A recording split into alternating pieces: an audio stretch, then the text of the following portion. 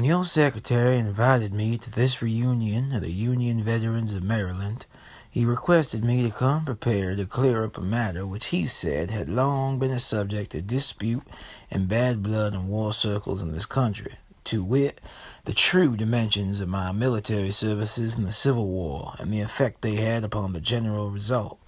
Well, I recognize the importance of this thing to history, and I have come prepared. Here are the details. I was in the Civil War for 2 weeks. In that brief time, I rose from private to second lieutenant.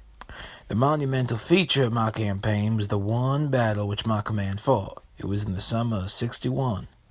If I do say it, it was the bloodiest battle ever fought in human history.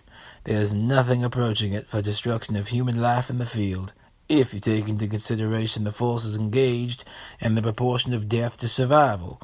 And yet, you do not even know the name of that battle. Neither do I.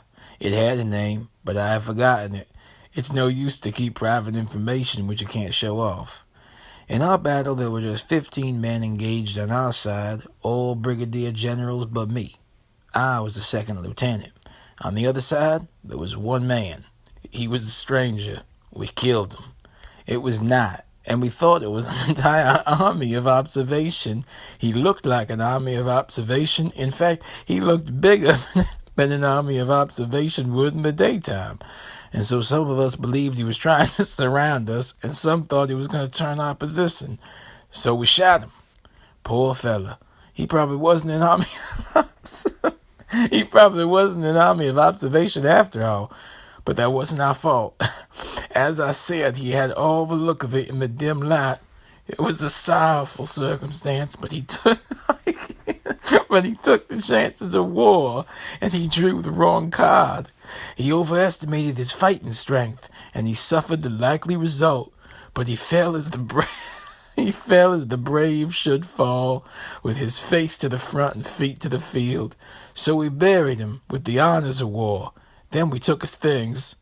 So began and ended the only battle in the history of the whole world where the opposing force was utterly exterminated, swept from the face of the earth to the last man.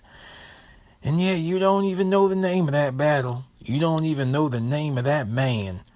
Now, then, for the argument. Suppose I had continued in the war and gone on as I began and exterminated the opposing forces every time, every 2 weeks. Where would your war have been? Why, you see yourself, the conflict would have been too one-sided.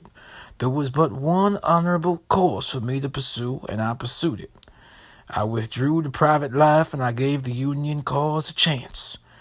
There, now you have the whole thing in a nutshell. It was not my presence in the Civil War that determined that tremendous contest. It was my retirement from it that brought the crash. It left the Confederate side too weak.